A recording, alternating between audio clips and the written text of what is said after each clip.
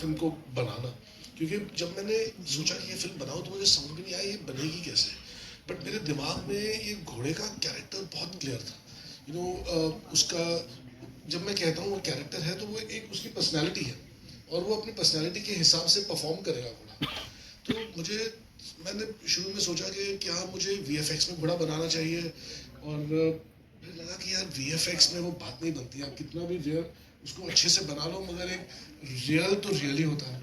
और फिर कभी सोचा कि मैं विदेश से ट्रेन घोड़ा लेके आऊँ, जो मैंने काफ़ी वीडियोस देखे थे, तो वो भी विदेश का घोड़ा विदेशी ही लगता है, और हमारे मारवाड़ी घोड़ों जैसा नहीं है, तो कहीं फिर मैंने अपनी टीम को बोला कि यार आप जाओ देश भर ढूंढो मेरे लिए एक खूबसूरत काला घोड़ा, और वहीं से शुरुआत करते हैं। तो एक दिन मुझे फ़ोन आया कि उन्हें कहीं से खूबसूरत काला घोड़ा मिला है पंजाब के किसी गांव में। कहाँ जा रहा हूँ मैं क्या सोच रहा हूँ, घोड़े को ढूंढने जा रहा हूँ, घोड़े की फिल्म बनाने जा रहा हूँ, और 1920s की फिल्म है और इतनी महंगी फिल्म है, ये कैसे बनेगी। और एक मुझे लगता है फरवरी का महीना था, और मैं वहाँ गया, और सुबह 8 सवा 8 का वक्त था, और वो धुंध में से एक काला घोड़ा भागता हुआ है, and it was love at first sight. I saw that, oh, he's the one. He was so beautiful, and मतलब एक आपके दिमाग में घंटी बज जाती है, ये है, ऐसा घोड़ा एग्जिस्ट, अब पहले इसको मैं हासिल करूं। पर वो घोड़ा ट्रेन नहीं था। फिर मैंने दुनिया भर से ट्रेनर्स बनाए, कुछ इंग्लैंड से आए, कुछ पोर्चुगल से आए, कुछ अमेरिका से आए, और फिर घोड़े को ट्रेन भी करना था। लेकिन वो एक घोड़ा काफ़ी नहीं था, तो मुझे कुछ और भी घोड़े खरीदने पड़े, क्योंकि अभी आप घोड़े पे फिल्म बना रहे हैं तो आप भाड़े का घोड़ा तो लेंगे नहीं, आपको चाहिए कि मेरा अपना घोड़ा हो, और मैं अपने तरीके से उसे रखूँ, और स्टार भी होगा वो, क्योंकि ही शुड, आप अगर जानवर पे फिल्म बनाएंगे तो आपको हर माइन्यूट डिटेल का ध्यान रखना पड़ेगा, रूल्स रेगुलेशंस, एनिमल्स को कैसे ट्रीट करना चाहिए, उसके आपको एग्जाम्पल बनना पड़ेगा। तो I had to set up entire team for that. फिर उसके एक तो ये डिपार्टमेंट अपने आप में एक मैसिव डिपार्टमेंट होता है, और फिर नए एक्टर्स हैं हमारे पास, इनकी ट्रेनिंग, और फिर इनकी ट्रेनिंग घोड़े के साथ, और तो ये जब परफॉर्म कर रहे हैं एक दूसरे के साथ भी परफॉर्म कर रहे हैं, लेकिन इनको घोड़े के साथ भी परफॉर्म करना है, तो उसको समझना, उसकी पर्सनालिटी को समझना, और वो घोड़ा एक्टर तो है नहीं, तो वो जो देगा आपको उसके साथ इम्प्रोवाइज भी करना है। तो इट्स अ वेरी, बहुत ही कठिन है ये, मतलब आपको इसके अंदर डूबना पड़ेगा, और डूब के पार करने की चाह होनी चाहिए कि मुझे ये जो मेरे दिमाग में चल रहा है वो मुझे पर्दे पे कैसे भी लाना है, और उसके लिए आपको पूरी टीम को के अंदर वही वाइब्रेशन डालनी पड़ती है, ताकि वो भी उस फिल्म को देखना शुरू करे जैसे आप देखते हैं। तो it's very difficult process, but very satisfying. Sir की बातों से आपको जरूर लगा होगा कि how tough the art of cinema making is, कितना मुश्किल काम है जिसे हम बहुत आसान समझते हैं। हाँ, मेरा अगला सवाल अमन से, क्योंकि आपके लिए मुझे लगता है कि सर ने जो कहा जी कि घोड़े के साथ ट्रीट करना, उसके साथ अपनी बॉन्डिंग एस्टैब्लिश करना, लेकिन कहीं ना कहीं मुझे लगता है कि आपके साथ एक बहुत बड़ा नाम फिल्म है अजय देवगन साहब है जी और आप उनके भांजे भी हैं जी। तो क्या आपके जहन में कभी ये बात आई कि मैं इनसे कैसे इंस्पायर हूँ, या इनके सामने मेरा कद क्या होगा, या एक इतनी बड़ी शख्सियत भारतीय सिनेमा की, उसके सामने आप कहाँ स्टैंड करेंगे और उसकी प्रिपरेशन कैसे करेंगे? जी, तो ऑनेस्टली जब पहला दिन मैं बहुत डरा था यार, सच्ची में बहुत डरा था। लेकिन फिर आई थिंक गट्टू सर ने मुझे समझाया कि तू अपने कैरेक्टर को पकड़, और उनको अजय देवगन ही अपने कैरेक्टर के नज़रिए से देख। फिर आई थिंक वो आसान हो गया, क्योंकि I was not seeing him as the star that he is, but rather the character that he is.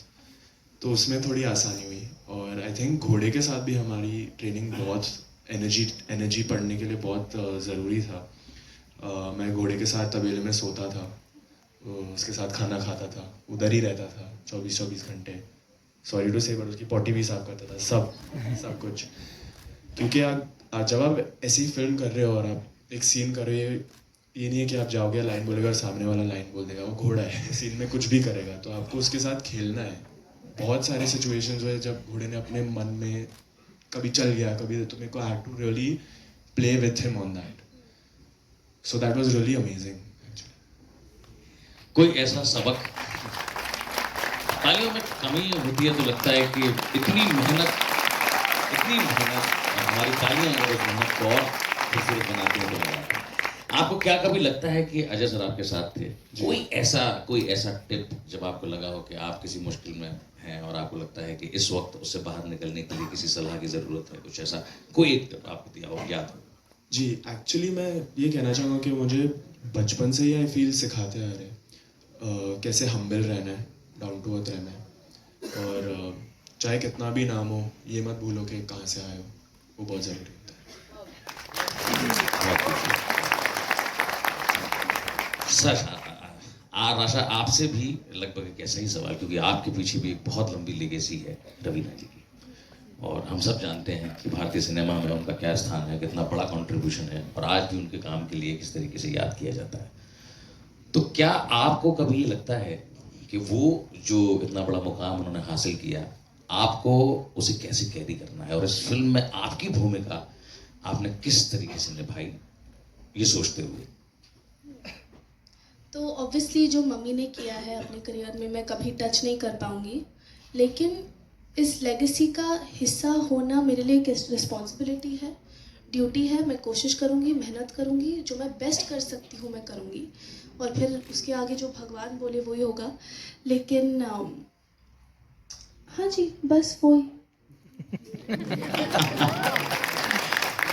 बहुत खूब। सर, हमें लगता है कि जब हम पीरियड ड्रामा देखते हैं या फिर आज का प्रेजेंट टाइम पर बेस्ड सिनेमा देखते हैं, तो म्यूज़िक को लेकर एक बड़ा कश्मकश रहता है।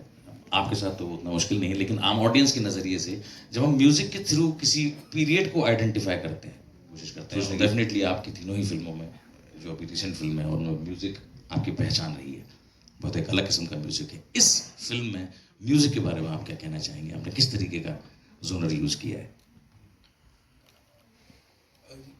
जितनी मैंने फिल्में बनाई है, म्यूज़िक रॉक ऑन में भी वो तो म्यूज़िक के बारे में ही थी, लेकिन उसके बाद मैंने काफ़ी काम अमित त्रिवेदी के साथ किया, और वो एक डिपार्टमेंट है म्यूज़िक का जहाँ पे मैं खुद कुछ कर नहीं सकता। अगर फिल्म लिखनी होती है तो मुझे पता है कि लिखना कैसे होता है, डायरेक्शन मुझे आती है थोड़ी बहुत, लेकिन म्यूज़िक में सिर्फ अपने म्यूज़िक कंपोज़र को ना अपनी बात समझा सकता हूँ, उसको इंस्पायर कर सकता हूँ, उसको मैं कहानी के अंदर से घुमा सकता हूँ और कैरेक्टर्स के बारे में बता सकता हूँ, उस सिचुएशन के बारे में बता सकता हूँ, मगर जब वो धुन उस कंपोज़र से निकलती है, वो सरस्वती माता की देन है उसको। वो है अमिताभ भट्टाचार्य हैं, स्वानंद किरकिरे हैं, जब ये रिस्पॉन्ड करते हैं मेरे थॉट को जो मैं उनको बताता हूँ, मैं खुद दंग रह जाता हूँ कि इनमें इतनी कला कैसे ये मेरी सोच को इन शब्दों में कैसे मेरे पास मुझे वापस सुनाते हैं, या धुनों में कैसे मेरी बातों को सुनाते हैं। मैं खुद हैरान रह जाता हूँ और ऊपर वाले का शुक्रिया अदा करता हूँ कि वही करवाता हुआ मेरे लिए, या तो मेरी कहानियों में कुछ सच्चाई होगी या मेरे किरदारों में कुछ सच्चाई होगी जो वो ऐसे रिस्पॉन्ड कर पाता है, एंड जो आत्मा आ जाती है इन कहानियों में, वो उनके जरिए ही आती है। और इवन जैसे बैकग्राउंड म्यूजिक होता है, मैं एक बहुत ही टैलेंटेड म्यूजिक कंपोजर के साथ मेरी सारी फिल्में उन्होंने की है, हितेश सोनिक। सो ये एक गिफ्ट है लोगों के पास जो मैं I am humbled by it, सर झुकाना झुकता ही है उनके सामने। और आप आज़ाद की म्यूज़िक की बात करें तो ये हर कहानी ही बोलती है कि उसे किस किस्म का म्यूज़िक चाहिए, ये मैं नहीं बोलता, वो मुझसे बुलवाती है, और मेरा मानना है कि मैं फिल्म नहीं बनाता, ये फिल्म मुझे चुनती है, मुझे चुनती है कि मुझसे बुलवाया जाए। तो और हर कहानी, हर किरदार अपना ही एक रूप लाती है, अपना ही एक धुनें लाती हैं। आज़ाद 1920s की फिल्म है, घोड़ा is the centre force of the film, तो घोड़े को लेके काफ़ी कॉम्पोजिशंस बनी, बट उसमें और भी फ्लेवर्स है फिल्म में, एक रोमांस भी बहुत स्ट्रॉन्ग कंपोनेंट है इस फिल्म का। तो अभी हमने रिसेंटली एक गाना रिलीज़ किया है, बिरंगे, बट और 4 गाने आने वाले हैं, तो दिल थाम के बैठे हैं। वो उम्मीद है कि जिस तरीके से फिल्म देखने के बाद हमारी जुबान पर सिनेमा हॉल से निकलने के बाद उसके गानों के कुछ अल्फाज, पहली लाइन जुबान पर चढ़ जाया करती थी, अब ऐसा बहुत कम देखने को मिलता है। तो पूरी उम्मीद है कि इस फिल्म में ज़रूर ऐसे कुछ सॉन्ग्स होंगे जो सिनेमा हॉल से निकलने के बाद दर्शक गुनगुनाते हुए जाएंगे। सर, क्या कोई ऐसा लम्हा फिल्म में आया, जैसा आपने घोड़े के साथ पूरी ट्रीटमेंट की बात की, कि आपके इंस्ट्रक्शंस उसने फॉलो ही नहीं किए हो? आप लोगों को उससे जूझना पड़ा हो कि भाई मान ले हमारी बात? शुरू में क्या था कि किसी ने ऐसी फिल्म बनाई नहीं है हमारे देश में, इंटरनेशनली कुछ फिल्में बनी हैं, बट हमने कभी ऐसे इस किस्म के जानवर के साथ कभी काम नहीं किया है। तो हमारे यूनिट को, हमारे क्रू को पता नहीं था, तो रोज़ एक सीखने का दिन था। Every day we were learning, and कुछ 10 दिन या 15 दिन बाद सब सेट पे भी सब ट्यून में आ गए। और एक ऐसा वक्त आया जब वो घोड़ा सेट पे आता था, there would be pin drop silence, क्योंकि सब उसकी इज्जत करने लगे, और हमने ये सीखा कि घोड़ा इतना सेंसिटिव है कि उसको पता था कि 15वें दिन पे वो भी यहाँ पे काम करने आए हैं, और ही वाज समवेयर। जैसे अमिताभ बच्चन सेट पे आता है तो हमने वही इज्जत उस जानवर को भी, हर क्रू मेंबर ने उसे दी। और जब वो आता था तो कट करके अपने मार्क पे खड़ा होता था, उससे मेरे फर्स्ट एडी की आवाज़ तक पता थी। एंड जब वो रोल साउंड बोलता था तो पहले उसको एक रिहर्सल कराते थे, उससे करवाना क्या है। तो पहले वो कभी वो अपने मन का ही ऑब्वियसली करेगा, बट पहले टेक या दूसरे टेक के बाद उसे समझ में आ गया कि उसे करना क्या है, हम उससे क्या करवा रहे हैं। और रोल साउंड पे टक वो खुद रेडी हो जाता। So it was a mind blowing experience to interact with an animal and share energies with him, and respect it. And क्योंकि अगर कोई जानवर होगा सेट पे तो कोई हाउ इतना टेंशन होता है सेट पे, इतना स्ट्रेस होता है सेट पे कि time, your schedules have to be maintained, actors have to get ready,